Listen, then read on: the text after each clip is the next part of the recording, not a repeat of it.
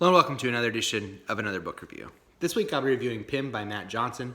I'll talk very briefly about the author, go into a spoiler-free overview of the plot, talk about what I liked about the book, what I didn't like about the book, who I'd recommend the book to, and finish off with what I will be reading for next time. Matt Johnson's been writing for about 15-20 years. He has written several novels. He's written several graphic novels as well, and done some editing work for anthologies as well. Served as an editor there.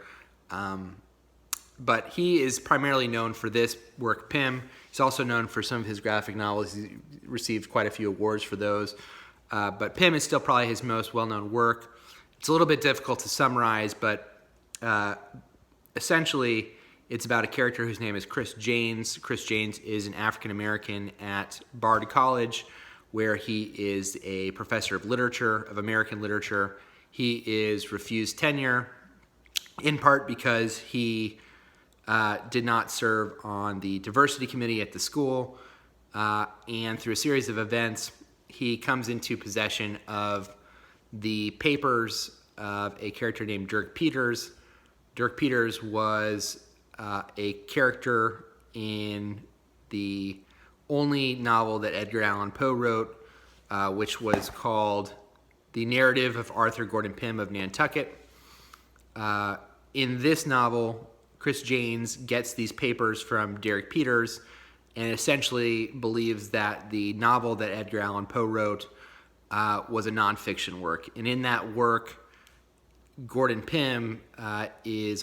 Pym is kind of a shallow stand-in for Edgar Allan Poe, and essentially he is a sailor who visits basically Antarctica. While in Antarctica, in this region of the world, he comes across an island that is kind of left untouched by any other colonialism or anything of that nature, and it's essentially just an island of native African Americans, and untouched really and unknown by the world. And so Chris Janes, finding these papers, goes on a search to try to uncover this island and see who is there, if he can kind of retrace the steps of Arthur Gordon Pym in order to find this kind of lost civilization. And that's in a nutshell what the book is. It is a satire. It is satirizing several different things. The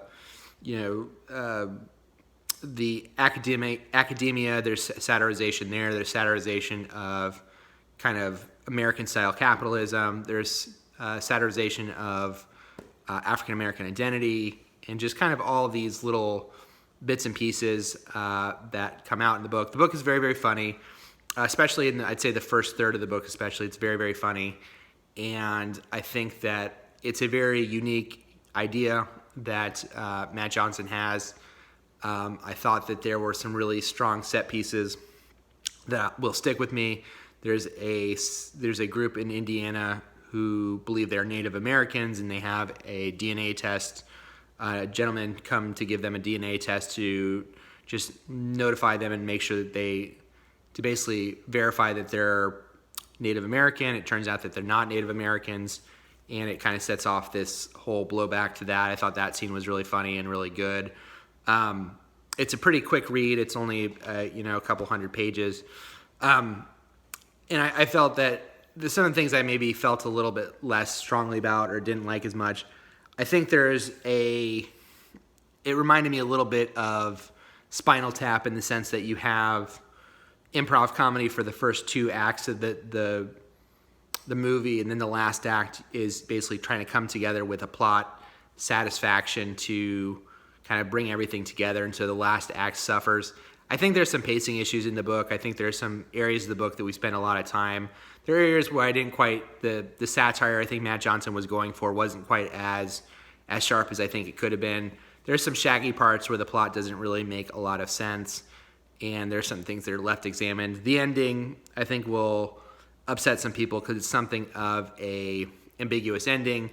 And there are parts that I just think are never really truly explained in the book. There's some parts where in this world, there may be terrorist attacks that aren't in our world, but it's not really looked into, is explained with any kind of detail. So you're like, I'm not quite sure is this an alternate world than our world, and what exactly is going on here? I thought the idea was really inventive, and I will say a lot of it, the satirization is dealing with African American culture, so some of this stuff may have just kind of gone over my head. But overall, I thought the idea was really unique, and I think it was maybe not as served as well as the execution as it could have been.